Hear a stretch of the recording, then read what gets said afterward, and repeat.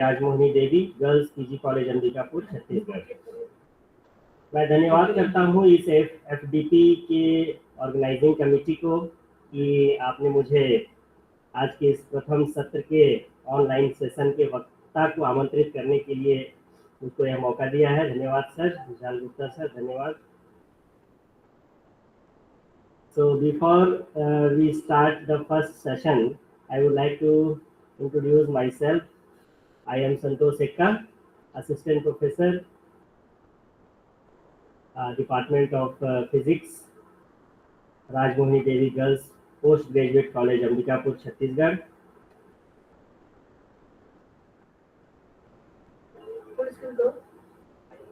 I would like to tell you that we have completed 3 days of this FDP program successfully, and this is fourth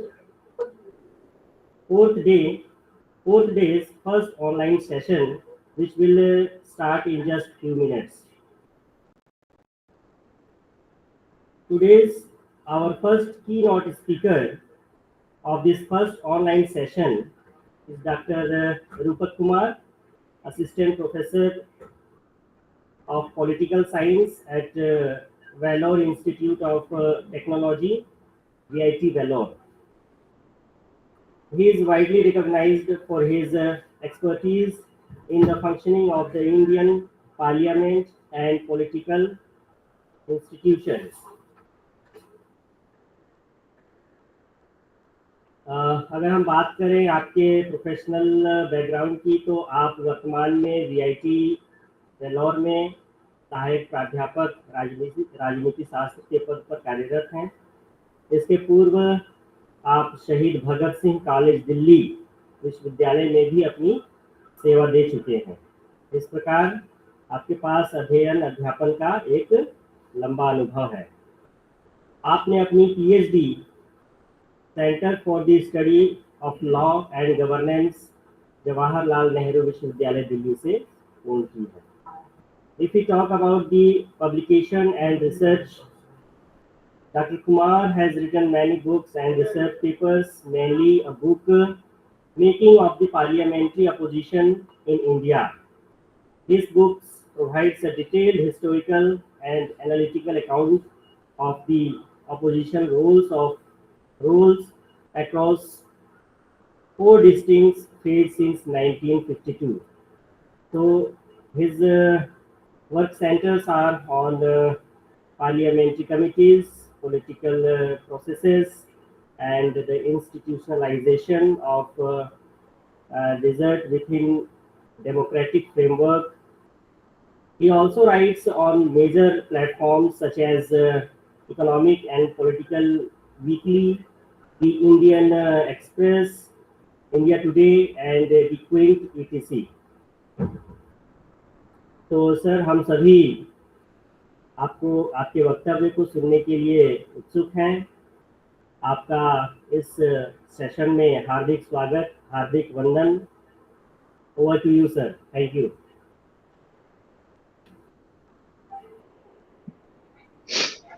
Thank you, sir, and thank you, organizers, for inviting me. Am I audible? Yes, sir. Yeah, yes, so, sir. Yes, sir. Yeah, so to really apologize that this session was scheduled to be on 10th of March, but due to some confusion, I could not join that day. So it must have caused a lot of problem to the participants and the organizer. So the topic of my lecture today is that gender gap in education, access, retention, and outcomes. So this particular topic is very important if we consider overall level of education in our country. And since we are here, most of us are from colleges and universities. So if we particularly take higher education in the context, this topic even makes more sense. So I will first give you a brief theoretical background that education is something that is the shortest way to ensure mobility in a community, in a society, right? And therefore, each and every household, each and every person across the world, the first motive is always to get educated, to get a good job, and that is the shortest way to ensure mobility in the society. And uh, in the same thing, we see that people like Mahatma Gandhi, Dr. B.R. Ambedkar, Nehru, if we read their writings, one of the focus, apart from the freedom struggle, apart from ensuring freedom, they always emphasized on why education is important.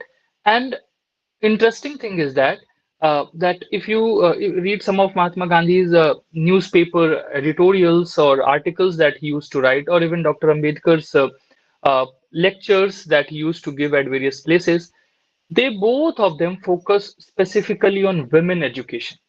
And for that, Dr. Ambedkar was deeply influenced by a professor called John Dewey. He has written a book on democracy and education, where he traces a theoretical relation between education and democracy. And John Dewey is one of the influencer uh, or whose writings Dr. Ambedkar was influenced. And therefore, people like Dr. Ambedkar, he had multiple times said that education is something that we must take, or all of us must take very seriously. So this is from where we come. And then comes the 1947, 1950, our constitution was enacted. And one of the challenges that our country faced was lack of literacy. So around 1951, 52, our literacy rate is nearly 8%, around 8%, in which, if we take specifically women literacy rate, it is in below that. And that was one of the reason that some of you already know this, that was one of the reason that when our freedom fighters later, who also became, many of them became the member of the Constituent Assembly, and they were debating, should we give voting rights to all? So one of the question was this: is it possible to give voting rights to all in a country where the literacy rate is below 10%? Because if people cannot even understand, read, how are they able to make judgment about the candidate, policy, agenda, and moreover, how will they read the names of the people in the ballot paper? And therefore, some people said, let's wait for 10 years or 15 years. Once we attain a certain level of literacy, then we can give the universal adult franchise. But again, here, people like Nehru, Ambedkar, Patel, they all emphasize that no, we have to ensure total universal adult franchise. Means anyone, back then it was 21 years of age, today it is 18 years of age, so any Indian 21 years of age or above must vote. And therefore they found a way of these symbols, that all right, people cannot read the names, but they can recognize the candidate through symbols. And therefore when candidate go for campaigning, besides their name, party, they will also emphasize on the symbol, that a cow and calf is my symbol, or a pig is my symbol, or a people can vote. So this was this precise challenge that India faced. Apart from economic poverty, we had our economic condition was in doldrums. Literacy was another challenge, and this paved, or this pushed the then leadership, Prime Minister Nehru, that in the first 10 years, or in the, if you take first two 5-year plans, apart from industrialization and uh, the agriculture, the then government also emphasized on education. And as a result, we see some of the higher education institutions comes into the existence around the same time. So we have to understand this. This is the one thing. But where, so in retrospect, so if we try to analyze the education, how education grew up in India, so one thing that we can find is that in the first 15 years of the making of our country, one problem was that, and later even some people who worked on education, they wrote is that uh, we have focused on higher education. We have invested in building institutions and all. What where we lacked was emphasis or focus on the primary education. And when I am here referring to education, I am primarily referring to the public expenditure, which means government supported schools, government supported infrastructure, government supported efforts. So they say that in 1960s, our emphasis was more on higher education, higher side of the education, and therefore the primary education got a little uh, lagged in the result. And and then comes the letter commissions, Kothari Commission comes, which recommends that 6% of the GDP. So the theory is that uh, in every budget, at least 6% of the GDP must be invested in the education, which is so far we have not been able to do it. It has been largely 3 to 4%, sometimes around 4%, 4 point something percent, but not up to the 6%.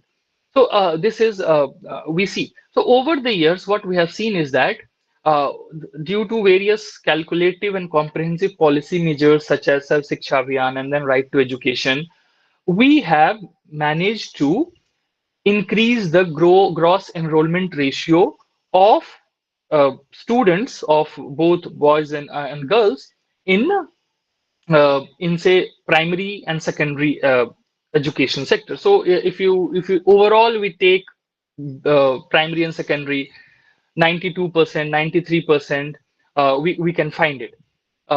In the COVID, it got a little hit, but it is around that. But what is concerning, and since we all are associated with higher education institution, what is concerning is our gross enrollment ratio in higher education, and there we lags, and there we need to work very difficult. So today, as of today, the gross enrollment ratio in higher education, uh, to say around say age between 18 to 23.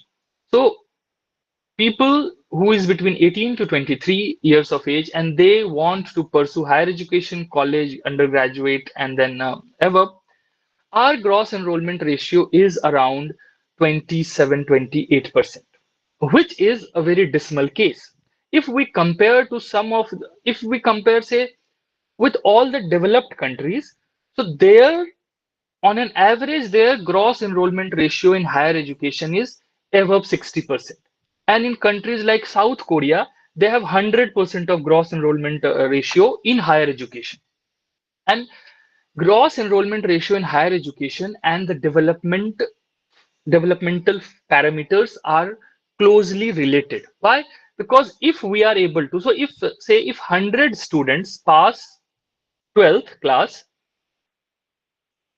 at the age of say 17 or something, and if they go to 18, so out of 100 in India today, only 28 or 27 could go to the college. This is how it is calculated, right? And this is where in India lacks. So this is one of the problem. And why it is a problem? Because if almost 75% of the students who are literate, who have passed 12th or 10th, are now whose age is 18 or 19 or 20, if they are unable to pursue the higher education through various kinds of higher education, skill development, it can be conventional education, STEM, science, technology, engineering, management, all these can be. If they are unable to pursue this, the job prospects, the salary prospects, that all drastically go down. And if it goes down in longer run, it affects our per capita income. It affects our overall developmental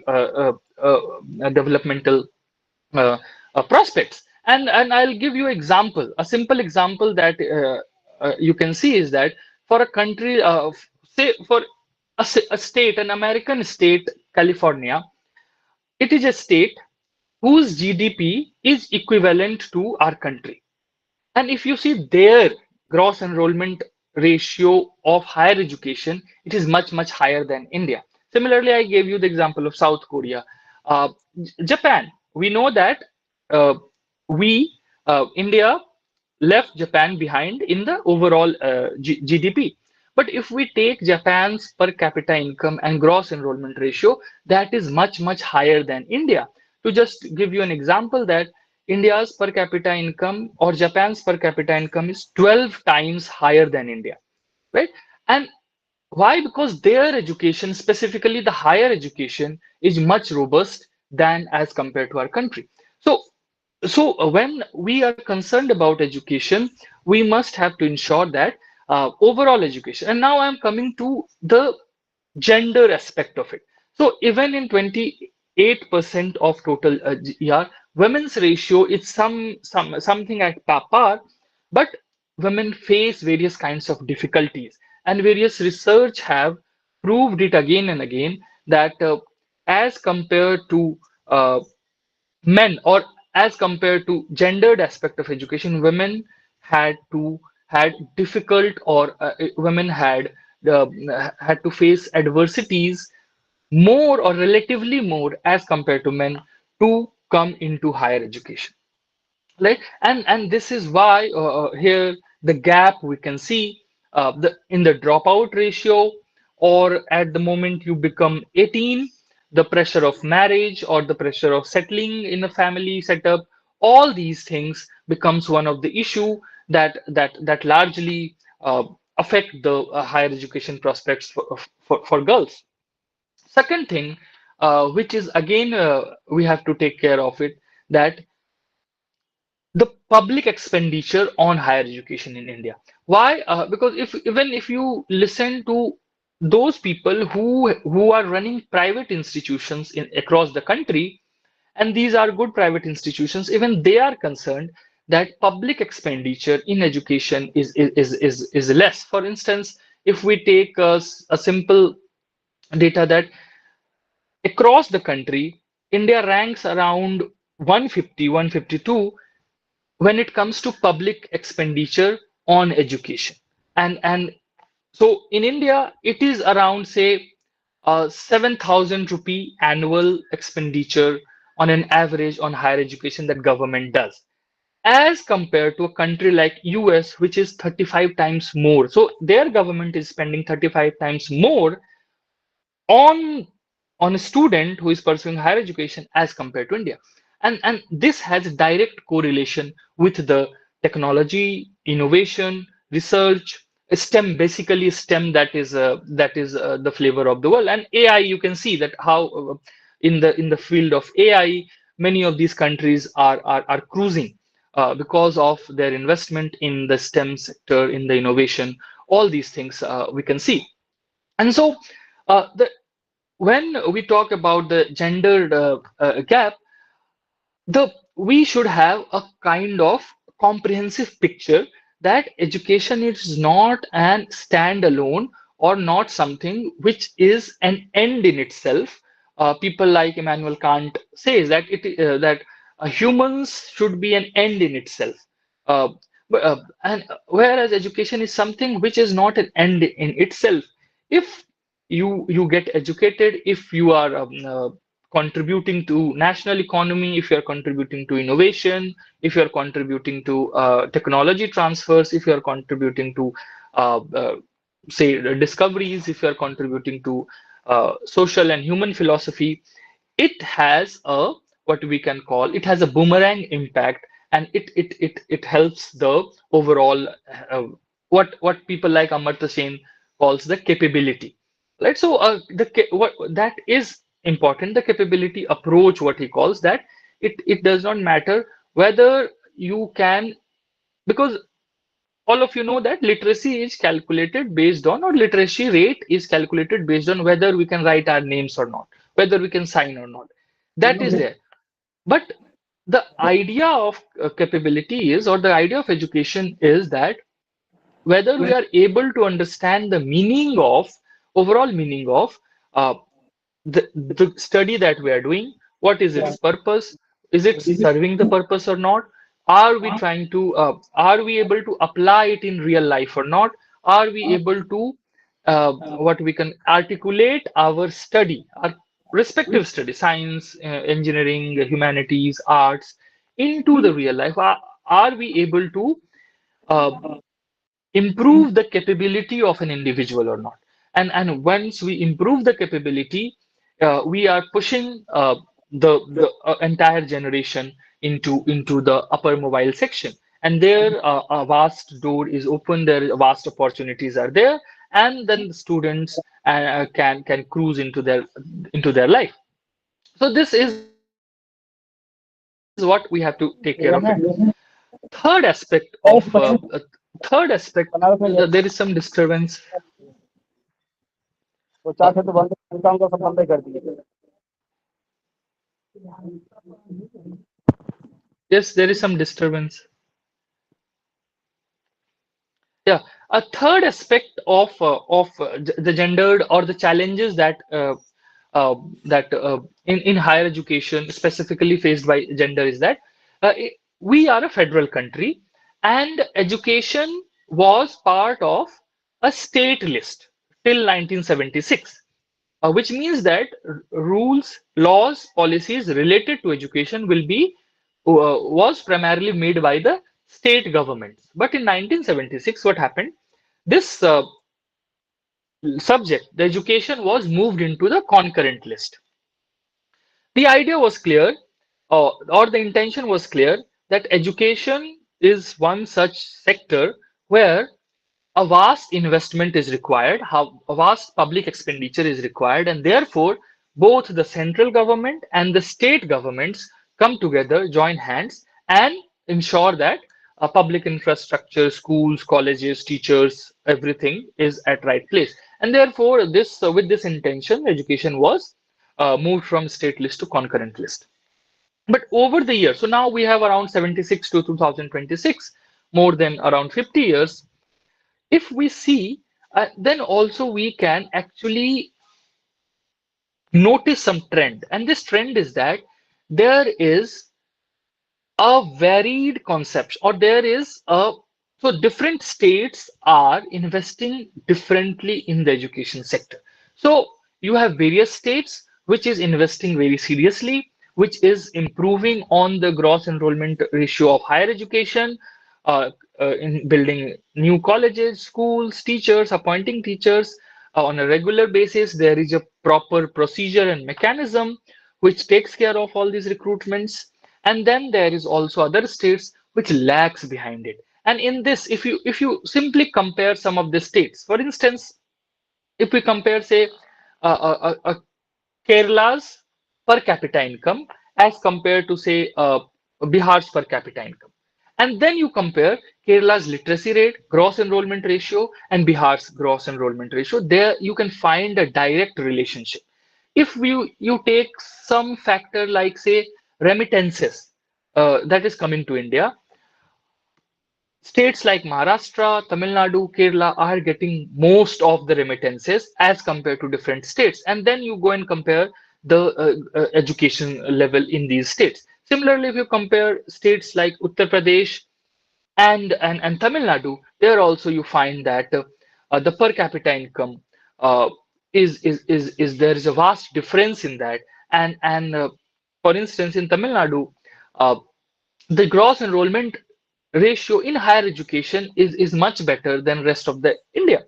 Uh, and and and why is it happening? Because then you see their budget and their expenditure. States like Tamil Nadu is spending almost 20% of their GDP in education, which is much above than most of the states and the national level also. The government's target is 6%, whereas some states are spending 10, 11, 12% also. Some states are 15%, some states are spending 20%. Bihar also did, after 2010, we can see in Bihar that the spending on education increased, but there is also a large population. So if you divide it into per capita expenditure, it becomes less, but the expenditure has grown. Right. So this kind of variations, state-centric variations, is also there. And India is a plural country. It has different modes of governance, and therefore, to tackle this challenge is becomes a Herculean task, becomes a difficult task. And it is here our role as academicians come, or as a policy. I study policy, I teach policy, public policy, and all. And therefore, our role as public policy uh, uh, practitioners come into picture, that how can we evolve some kind of policy prescription that reduces this gap, or first gap of this um, that why, if 100 students are passing higher secondary, why are only 25 or 26 students are coming into the higher education? Where do the 75% students go? And once they come, then many of them could not continue. So retention is another issue, that many of them could not continue for various reasons. It could be economic, it could be family, it could be personal, or it could be institutional also, because in various states, a degree, say an undergraduate degree, which should take only 3 years, takes 5 years, 6 years. Okay, and then you don't gain anything. A student don't gain any knowledge, any skill. It just becomes a degree. And it means, I can recall an example that when I was pursuing my undergraduation from Delhi University between 2010 to 2013. So I was coming from Patna to Delhi University during a vacation. So people talk in the train. So one gentleman began to talk to a couple of people, and then he realized that in that coach, in that 8-9 berth around, mm, many of the students were of my age, because vacation has ended. So many of them were coming to Delhi. Almost all of them were doing BTech from Delhi NCR colleges, or Chandigarh colleges. So he was talking to everyone. He was sharing his experience, his son's experience, etc. And then then my turn comes, and then he also talks to me that from where are you pursuing your BTech? So I say I'm not pursuing BTech. I am doing political science honors from Glorimal College, Delhi University. And then he was shocked. He was saying, for to do a humanities course, to do a social science course, why are you going to DU? Why are you wasting your father's money? Why don't you go and enroll in Patna University? You will get degree in 4 or 5 years. It is enough.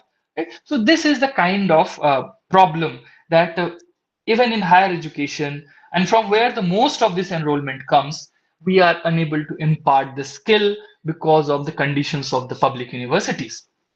Okay.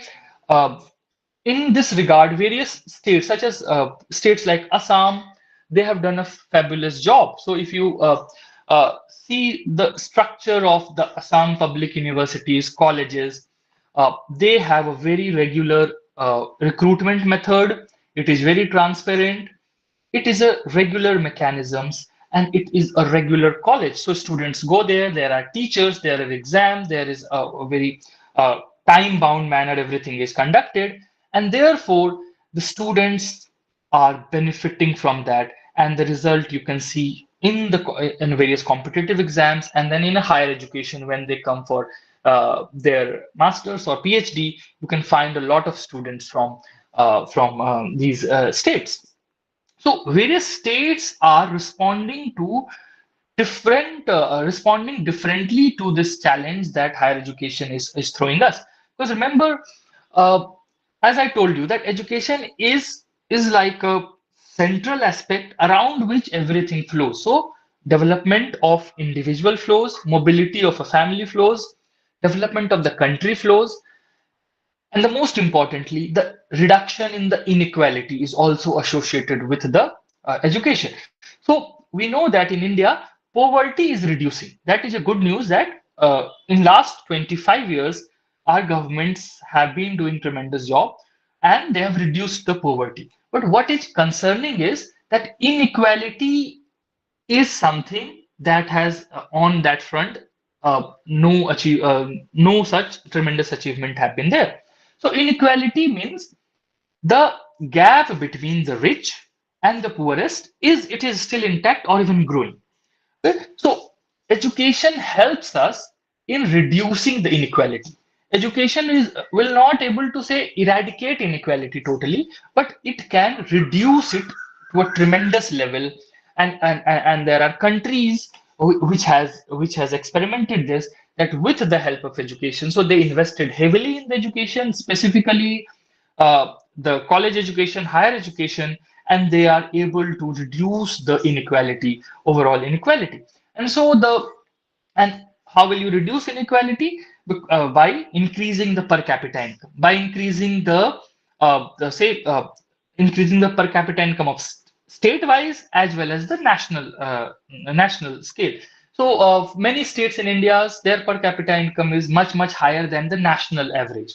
And so whereas many states whose per capita income is almost 30% or even 50% of the national average. So at least the state's focus, or the policy practitioners of the state's focus, should be to ensure that at least all the states per capita income should be equivalent to the national income, national per capita income, and then only we can think of surpassing it, and then overall per capita income will increase.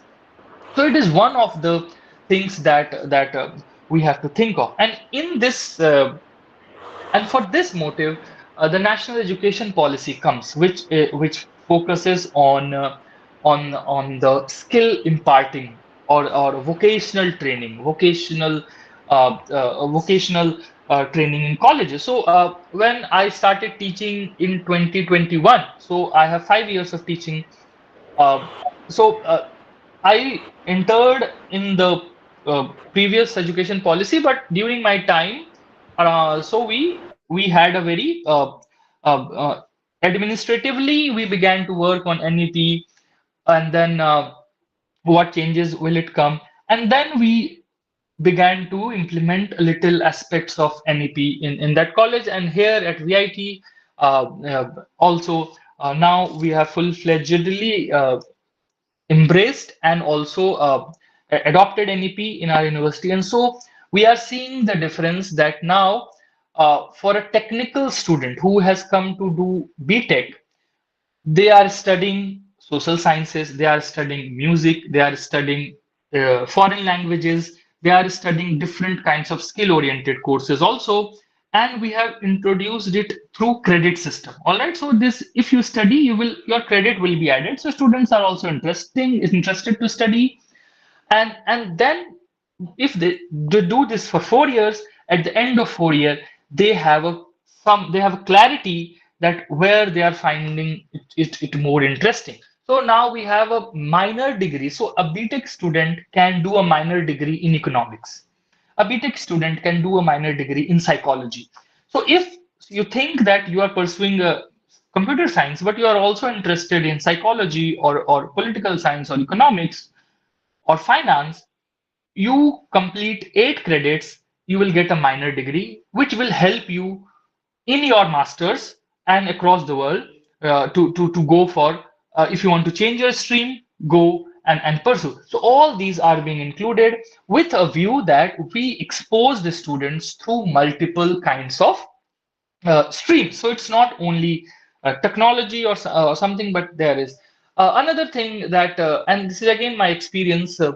I'm one of the members who is working on this, rewriting the NCERT textbooks for political science, uh, class 9th to 12th.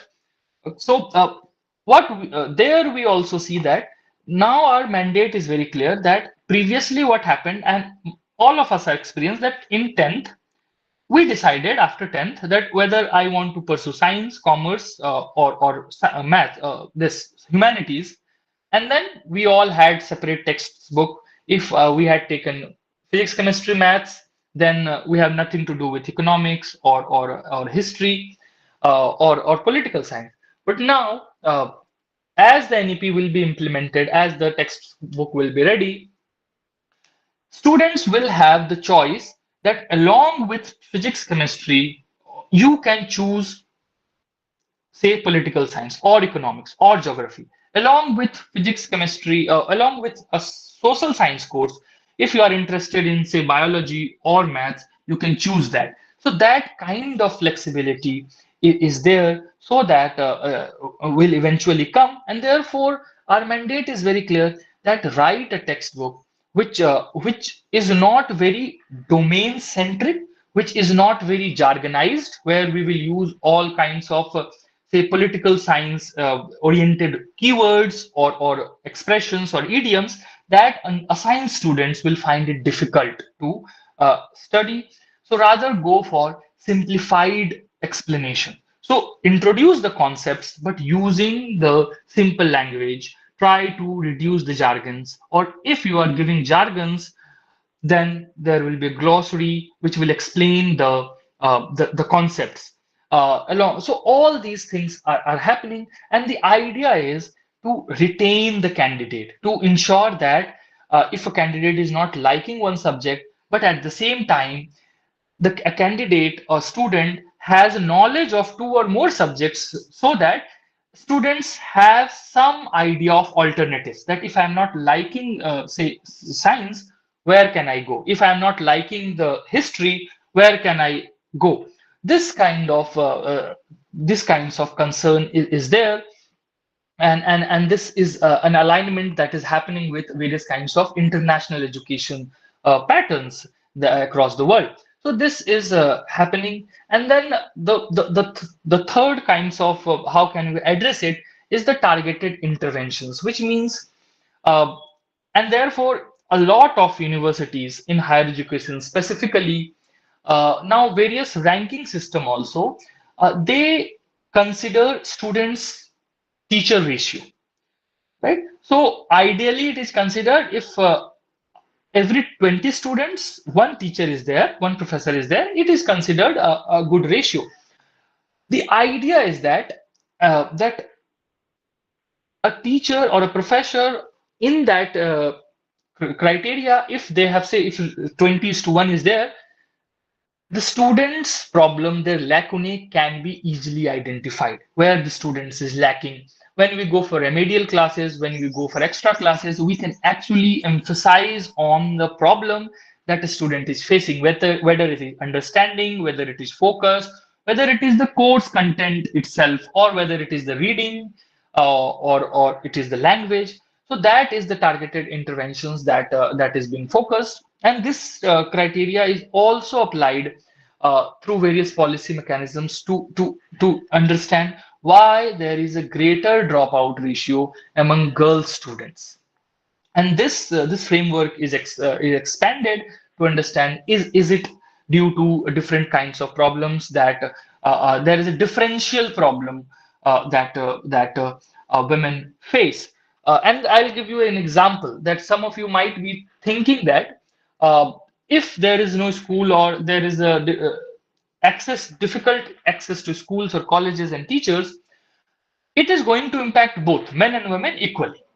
Or if there are no teachers, if colleges are not good, students are not teachers are not good, there is no regular classes, it is going to impact both. Okay, so this, yes, it is going to impact both, but I'll give you a kind of understanding that it affects both, but it affects in a little different manner. It affects differently. Uh, why? Because now from the university, I have studied the JNU, Jawaharlal Nehru University. There, many of you might have studied from there only. There we had, I'm not sure right now this system is there or not, but when I got admission in 2013 in masters, there used to be a deprivation point. So, and this they adopted, I think, when they began or after some years of the beginning, but it had a positive impact in the sense that the overall ratio, gender ratio in JNU during my time around 2013 to 2017, 18, 2015, 16 students had actually calculated the ratio. It was 50.5% women, 49.5% men as students across science, social science, and other courses. How could it be possible?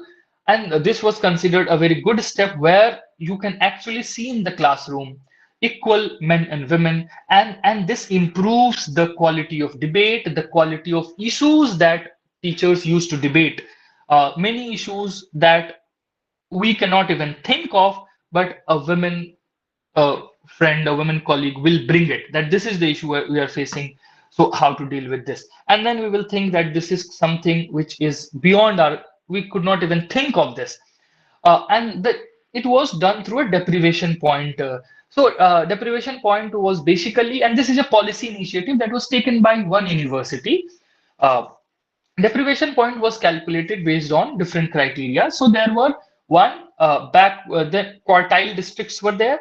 So candidates, irrespective of the gender, coming from rural, semi-rural districts, if their last education, so suppose they are coming in masters, so if their graduation is completed from a college or a university which is located in a rural or semi-urban or a small town area, so quartile 1, quartile 2, they will based on that they will get 3 and 5 marks, 3 or 5 marks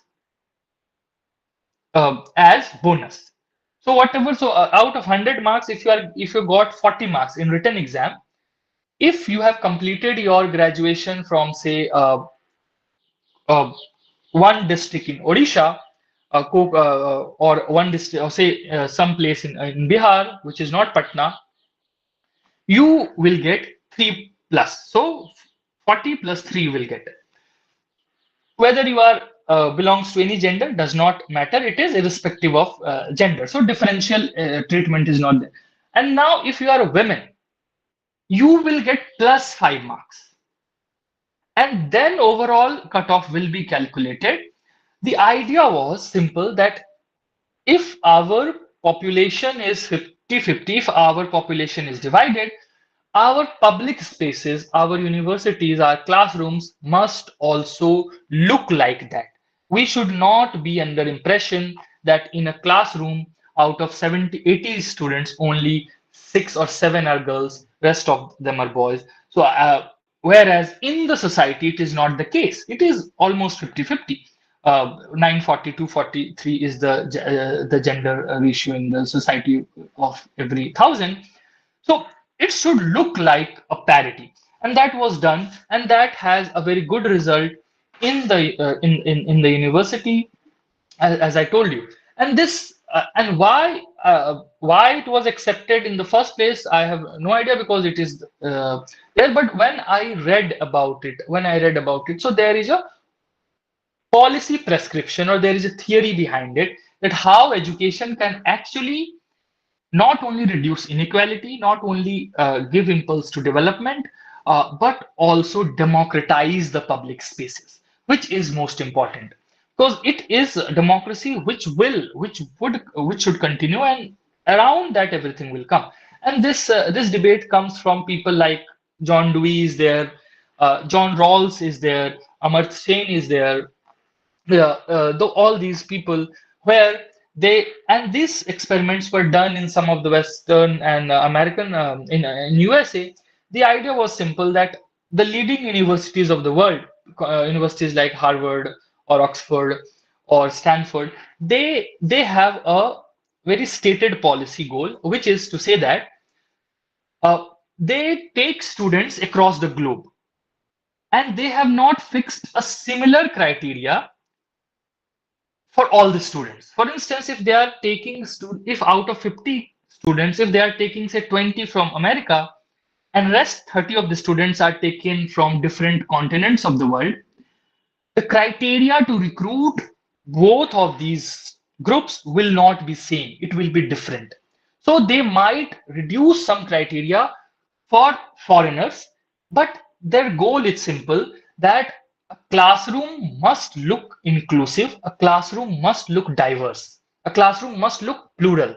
And why? The idea is very simple, that when you bring plethora of students, you are not only bringing a student who is looking say brown, or whose language is not English, who cannot speak in fluent English, who is not rich, who is there on scholarship, coming from a very poor background. We are not bringing or aggregating these students. We are actually bringing their life experiences. We are actually bringing how they view the world. Because when a student at 18 years of age enter a classroom, they have we all have a baggage of our experience. We all have a worldview. We all have a worldview that whether how the society is, what we have our opinion on poverty, class, caste, religion. We have our opinion on how the world is, what is the foreign policy, what should be there, what should not be there. So we have a strong opinion. We have a worldview, and therefore, when all of this comes to classroom, it opens a venue for debates, and it will help various students to actually know something new. So, and they will be startled that this is also a world which exists 5,000 kilometers from here, where the people are struggling for basic food, basic water, or there is a war going on due to this and this. So that is the idea. And therefore, if you bring this theory to India, when we are able to bring women into the, so first of all we have to increase overall gross enrollment ratio in the higher education. With that, we have to also emphasize that it should be at par with men and women. So it should not be there out of, if we are able to increase. So India has a goal that by 2035 gross enrollment ratio in higher education should be 50%. And if we achieve that, that will be a tremendous success. So it, out of those 50%, our target should be that it should be 50% men and 50% women. It should not be like out of 50%, 75% and rest of it, or 25%. Because if we are able to bring that, our worldview will change. Our opinion, our behavior, our stereotypes, how people see the society, the gendered aspect, the kind of discrimination, all these will change if merely because we are able to interact with a plural group. Right? So interaction is that, and so we see that this kind of factors is there. And in this regard, if you see that this gap is one of those which we should take in a very serious manner. And therefore, if you see various states, so certain policies are there. Most of these policies are mostly targeting primary, secondary education, such as Kanya Shri Prakalp scheme is there. Then in Tamil Nadu, Pudumai Pen is there. Then Balika Samriddhi Yojana is also there in some states. And then Sukanya Samriddhi Yojana is there. Apart from it, even central government schemes and UGC's various kinds of scholarships, all of these schemes are also playing a very crucial role in ensuring that so some and this Samagra Shiksha Abhiyan that has been going on.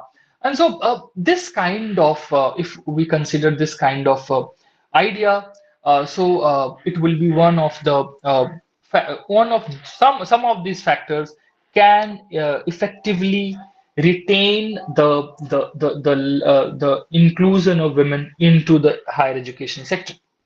And challenges, as I told you, is tremendous. Challenges is that first of all, public expenditure in education is one such thing that we cannot ignore, right? So what happens if if government is not spending in public, not expending on education, the expenditure or the burden comes on the private family, private individual, parents. And if the education is costly, it takes the form of loan, student's loan, education loan, famously known as. It is one such factor which discourages or demotivates, largely demotivates to pursue higher education. Specifically, those kinds of higher education which impart skill, technical education, education related to STEM, as I am telling you, because STEM is the future where the most of the innovation is happening across the world. And so if the government is not expanding, government is not uh,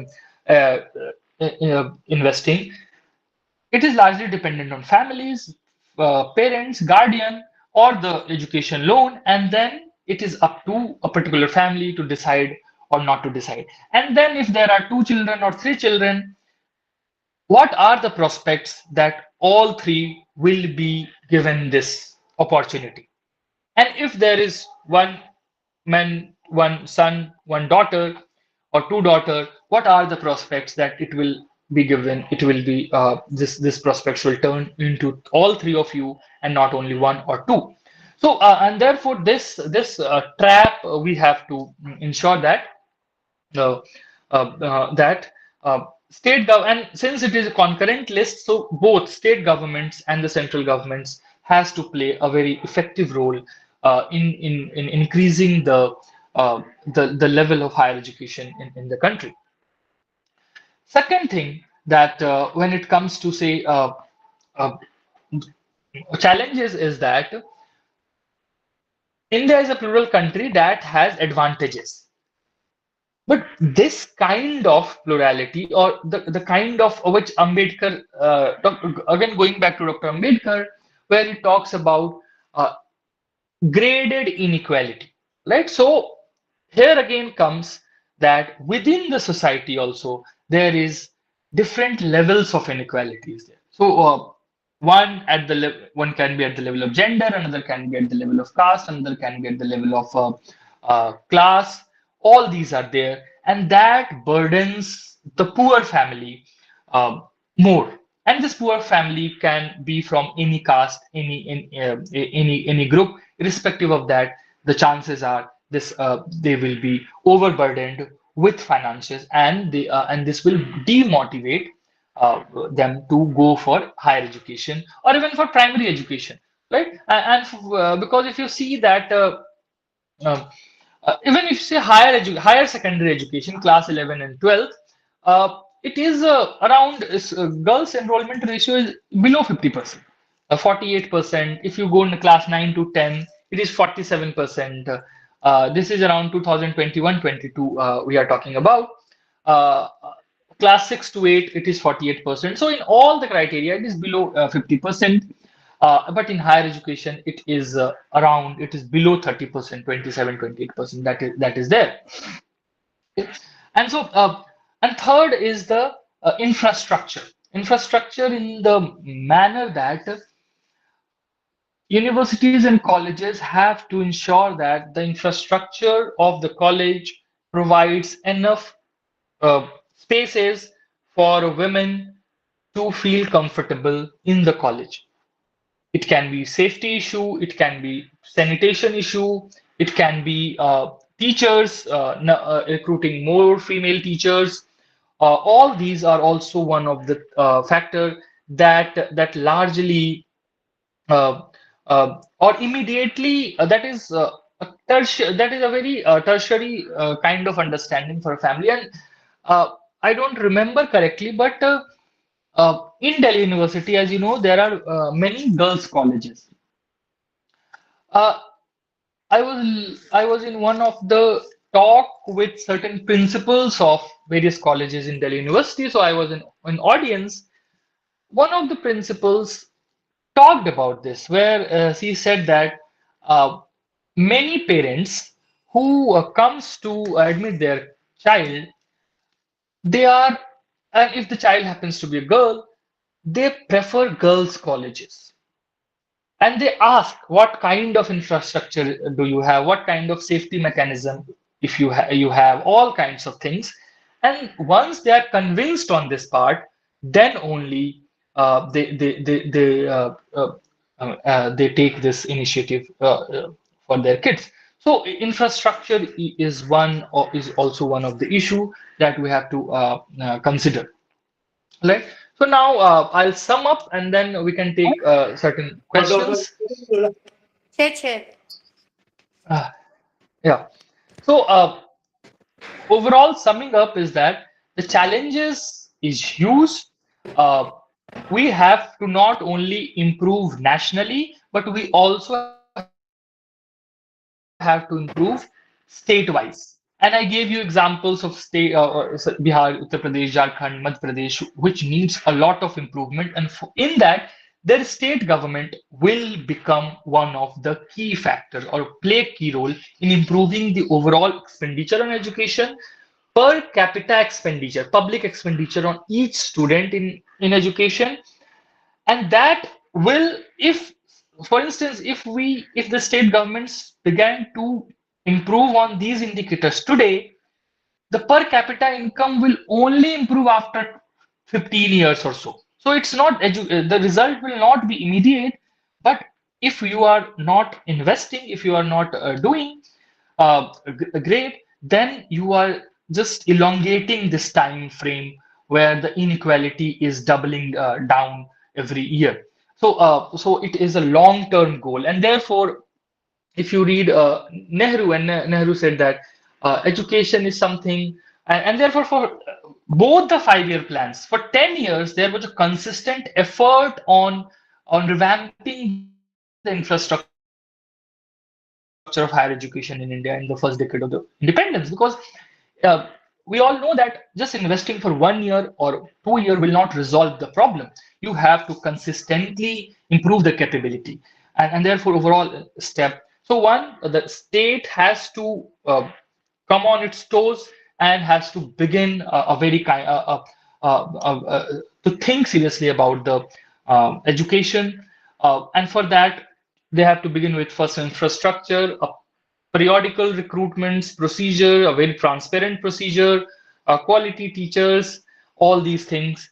And so if some of you, for instance, if some of you are from some states, uh, you can see that in various states, in many states, I personally know, teachers have been recruited, they go to schools, students don't come, but they maintain a register, right? So their job is to maintain a register so that their higher ups come and say, show me the register. So there is a register, presence, absence, everything is all manufactured. There are students don't come, teachers are not bothered to call the students, principal is not bothered. So this kind of so it will not resolve the problem. It will only tell you that on the paper we have so many teachers, but qualitative improvement is none. So we have to ensure that we move from this to a comprehensive idea where the action in the classroom brings the change. And then there comes the role of the national government, the central government, which gives an overall direction to each and every state. Here comes that if in NEP there is skill component, there is vocational component, so it is applied, it is implemented in a very rigorous manner, in a very transparent manner. Again, not only just to fulfill the criteria on paper, but actually students are able to learn something or not. What kind of qualitative difference have come? And third, it needs a kind of national mobilization to ensure, to talk, so that girls, specifically in higher education, begins to enroll more and complete their education. That is the most important criteria. And this cannot be done by any one government. This should be rather a social initiative, social mobilization, where parents, guardians are convinced that it does not matter whether it's men or women. What matters is level of education, because if you are educating anyone, the contribution is going to the overall family and overall society, and therefore this kinds of things must happen.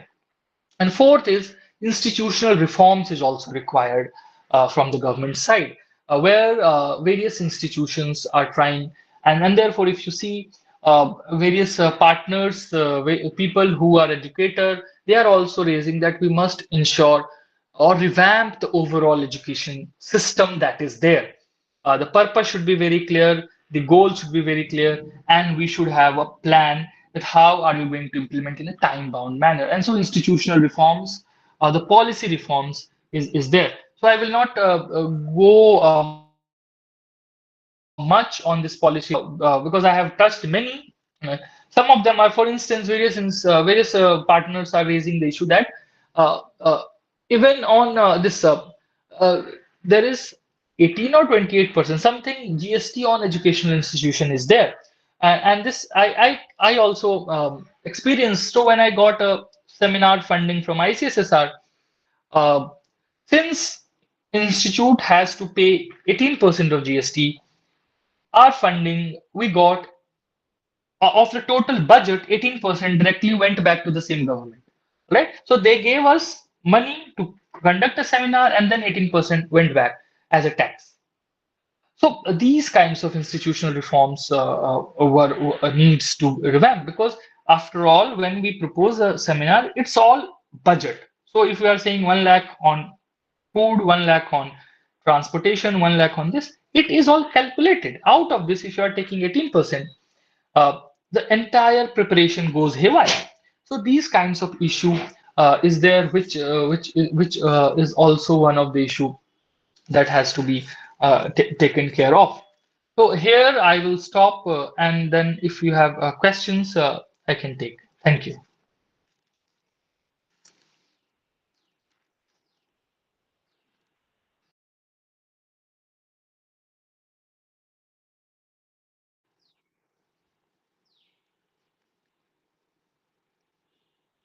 Yes, yeah, I concluded my lecture. Are there any questions or anything that uh, some of you wants to share?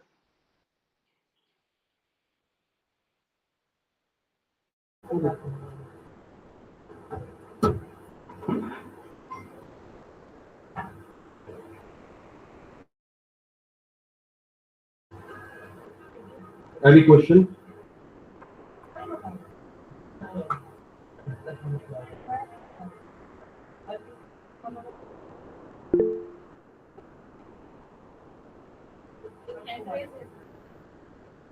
आप पूछिए अपना सवाल।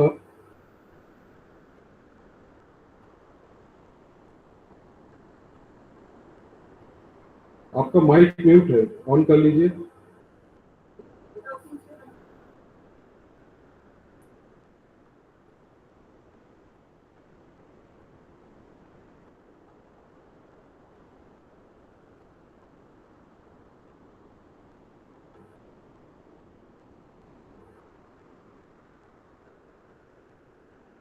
किसी कोई सवाल पूछना है?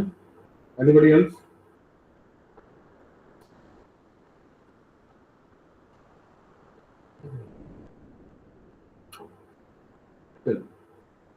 यहाँ मंच पर उपस्थित प्राचार्य मैडम, संयोजक मंडल की टीम और डॉक्टर रूपक कुमार सर जी, जिन्होंने आज जेंडर गैप पर बहुत ही प्रेरणादायक अपने वक्ता बात को रखा है। इसमें किसी भी समाज का अगर निर्माण करना है तो उसके लिए शिक्षा का होना बहुत आवश्यक होता है। शिक्षा किसी भी समाज के समग्र विकास का आधार होती है, परंतु आज जैसा सर ने भी बताया कि कई डेवलपमेंट कंट्रीज, विकासशील देश, विकसित देश में शिक्षा को लेकर बहुत ज्यादा जेंडर गैप या लैंगिक असमानता बनी हुई है। पिछले कई वर्षों से इसमें काफी ज्यादा सुधार भी आया है और बार बार इसकी निरंतरता पे भी कई काम हो चुके हैं। सर ने बहुत सारे पॉइंट आउट करके बातों को बताया है कि ये जेंडर गैप क्यों आ रहा है, और ऐसा नहीं है कि जेंडर गैप में केवल महिलाओं के लिए, सभी प्रकार के लोगों की समस्याएं यहाँ पर उत्पन्न हो रही है। इस एफडीपी कार्यक्रम के माध्यम से सर ने बहुत ही अच्छा यहाँ पे सुझाव भी बताया और किस प्रकार की क्या क्या समस्याएं उत्पन्न हो रही हैं उनके बारे में भी उन्होंने बहुत विस्तार से इस चीज को बताया। कई इसमें इंपॉर्टेंट पॉइंट्स भी निकल के आए, जैसे कि इसमें ये जेंडर गैप क्यों हो रहा है, क्यों बच्चों की शिक्षाएं रुक जा रही हैं, तो उसके कई कारण भी आ रहे हैं, जिसमें सामाजिक परंपराएं, हमारी बहुत सारी आर्थिक समस्याएं, कई बच्चों का बाल विवाह बहुत जल्दी हो जाता है जिसके कारण उनकी शिक्षा बहुत ज्यादा प्रभावित हो जाती है। खास तौर पे इस पे हमारी बच्चियां जो होती हैं उनके लिए बहुत ज्यादा समस्या उत्पन्न हो जाता है। उनके लिए शिक्षा का पहुंच मार्ग भी बहुत दूर हो जाता है। कई कई जगह पर आप देखेंगे कि स्कूलों का पहुंच मार्ग जो होता है बहुत कठिन होता है, बहुत दूर होता है, या फिर वहाँ पे 5वीं 8वीं के बाद आगे की पढ़ाई के लिए उनके पास स्कूलों की समस्या होती है। ये सारी चीजें उनके लिए बहुत ज्यादा दिक्कत होती है। ग्रामीण और पिछड़े क्षेत्रों में इसकी स्थिति बहुत ही दयनीय स्थिति में है। कई परिवार के बच्चे अपने दूर दराज जाने वाले स्कूलों में, महाविद्यालयों में अपने बच्चों को भेज नहीं पाते हैं। इसकी वजह से भी उनकी शिक्षा में निरंतरता नहीं हो पाती है। और भी कई समस्याएं जैसे कि गरीबी है, ठीक है, पारंपरिक सामाजिक सोच भी होती है, विद्यालय की दूरी भी होती है, कुछ लोगों को पारिवारिक जिम्मेदारियों का निर्वहन करना पड़ता है, जिसकी वजह से इस तरह की बहुत सारी समस्याएं उत्पन्न होती हैं। अब ये जो एफडीपी हो रहा है, इसके माध्यम से बहुत डिटेल में चर्चा की गई, डिटेल में बताया गया कि हायर एजुकेशन इन सारी समस्याओं को जानना चाहता है, समझना चाहता है कि इन चीजों को कैसे दूर किया जा सके। इसी के साथ साथ लैंगिक असमानता जो है बहुत ज्यादा अब सीमित नहीं रह गया है। धीरे धीरे परिवेश चेंज होते जा रहा है और लोग इस गैप को पूरी तरीके से भरने की कोशिश कर रहे हैं। सरकार की बहुत सारी नीतियां भी इसमें चल रही है, जैसे बेटी बचाओ बेटी पढ़ाओ अभियान भी चल रही है। उनके पुनर्वास के लिए हॉस्टल की भी फैसिलिटी दी जाती है। स्कूल कॉलेजेस में छात्रवृत्ति की भी योजनाएं दी जाती हैं जो आर्थिक रूप से कमजोर गरीब वर्ग के लोग होते हैं उनके लिए। और यही सबसे बड़ी समस्याएं आ रही हैं। अंततः ऐसे कार्यक्रमों का आयोजन निरंतर Sir, your mic is off. से होना चाहिए, जिससे कि ये केस स्टडी करके और नीतिगत व्यवस्था बनाकर एनालिसिस करके सर अपनी माइक को अनम्यूट करिए प्लीज। विकास सर कुछ कह रहे हैं? जी बोलिए।